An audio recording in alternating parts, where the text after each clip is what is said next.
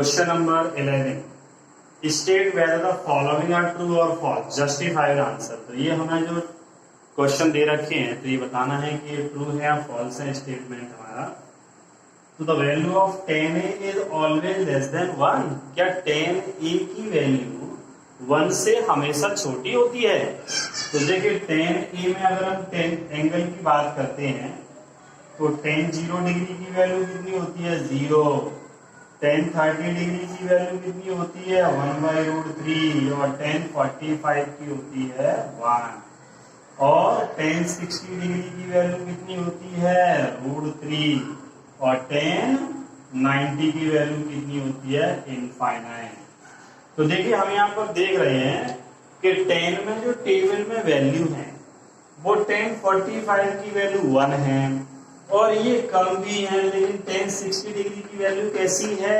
√3, जो कि 1 से कैसी होती है? मोर देन 1 से ज्यादा है। ठीक है ना। और जब 1 से ज्यादा है इसका मतलब ये जो स्टेटमेंट गिवन है कि 10a की वैल्यू 1 से हमेशा कम होती है, तो ये जो वैल्यू दिखाई दे रही है क्या है? ये तो 1 से ज्यादा है और ये भी क्या है? 1 से ज्यादा है। तो ये स्टेटमेंट आपका कैसा आ गया? फॉल्स। कैसा आ गया आपका स्टेटमेंट? फॉल्स आ गया, गलत। अगला देखते हैं second. sec a is equal to 12/5 for some value of angle a। तो क्या sec के किसी भी एंगल के लिए 12/5 वैल्यू पॉसिबल है? देखिए ना, यहां से हम sec a की वैल्यू लेते हैं, 5 का डिवाइड करेंगे 12 में, कितना आएगा? 5 2 जा 10 और 5 4 जा 20, 2.4 आएगा। ठीक है ना। अब 2.4 अब sec की वैल्यू लेते हैं तो sec 0 की वैल्यू कितनी होगी? 1।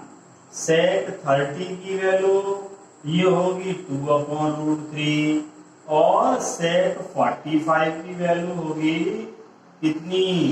ये होगी √2। ठीक है ना।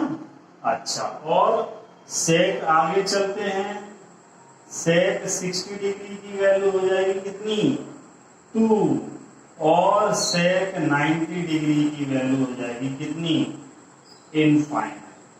sec किसका उल्टा होता है? cos का। cos 90 की वैल्यू 0, तो sec 90 की वैल्यू कितनी हो जाएगी? डज नॉट एग्जिस्ट, इनफाइनाइट हो जाएगी बच्चों। तो अब ये देखो, क्या इन सब में वैल्यू, क्या ये 2.4 ये वाली वैल्यू आ रही है क्या? 2.4 तो देखिए ये तो कम है, ये भी कम है, 1.414 है ये हमारी जो वैल्यू है ना। और यहाँ देखते हैं ये 2 है, लेकिन sec 90 इनफाइनाइट आ गया। इसका मतलब sec की जो वैल्यू होगी 2.4 वो 60 डिग्री और 90 डिग्री की कहाँ आ जाएगी? बीच में आ जाएगी। तो क्या क्वेश्चन दे रखा है? क्या ये एंगल ए के लिए 12/5 sec की वैल्यू कोई पॉसिबल है? तो यस पॉसिबल है। कहाँ? sec 60 डिग्री से बड़ी कोई वैल्यू होगी वो 2.4 से कैसी होगी? ज्यादा होगी। तो क्या है? ये आपका ट्रू है। कैसा है आपका? ये ट्रू स्टेटमेंट निकला। cos a is the abbreviation used for the cosecant of angle। ये देखो cosec लिखा हुआ है। क्या लिखा हुआ है? cosec। और ये है cos। तो cos का एब्रिविएशन जो होता है वो कोसाइन होता है। क्या होता है? Cosine. Cosine of angle A. Cosine of angle A ये होता है। लेकिन ये क्या दे रखा है? कोसेकेंट। तो ये गलत है, कोसेक नहीं होना चाहिए था। क्या होना चाहिए था? कोसाइन। इसका मतलब ये जो स्टेटमेंट दिया हुआ है वो कैसा है आपका? फॉल्स। कैसा है आपका? फॉल्स है ये स्टेटमेंट। अगला हम फोर्थ की चलते हैं। cot a is the product of cot and a। क्या cot का जो cot a है, क्या cot का और a का मल्टीपल करने पर cot a आता है? नहीं, गलत, बिल्कुल गलत है। देखिए ओनली cot का कोई सेंस नहीं है और ओनली a तो सिर्फ एक अल्फाबेट है, इसको एंगल नहीं बोल सकते। जब ये टोटल कॉट ए बन जाएगा तभी ये क्या बन जाएगा आपका ट्रिग्नोमेट्रिकल रेशियो। तो ये अलग सेंस दिखाता है, ये अलग सेंस दिखाता है, लेकिन ये जो कॉट ए है वो ट्रिग्नोमेट्रिकल रेशियो बन जाएगा। तो इनका प्रोडक्ट कभी कॉट ए नहीं हो सकता, ठीक है ना। तो ये कैसा है, फोर्थ वाला आपका फॉल्स है कि कभी भी कॉट का और ए का प्रोडक्ट कॉट ए नहीं हो सकता।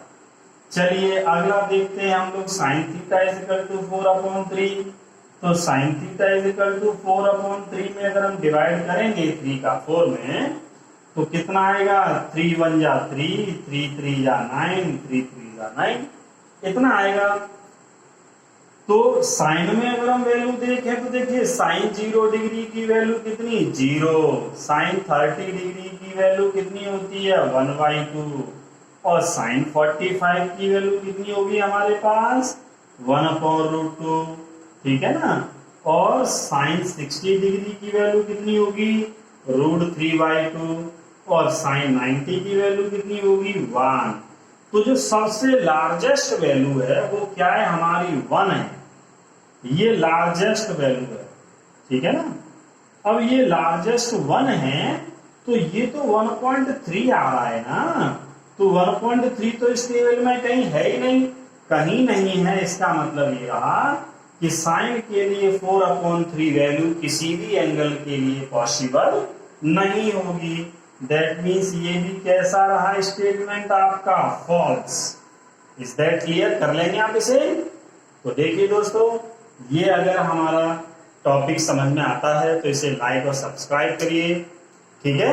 हमारे चैनल को सब्सक्राइब करिए, बेल आइकन को दबाइए, जिससे आगे हमारे जो भी 10th क्लास का 11th और 12th क्लास का जो भी हम लोग सिलेबस डालेंगे वो आपका नोटिफिकेशन आपके पास पहुंचता है, ठीक है। थैंक यू, नमस्कार।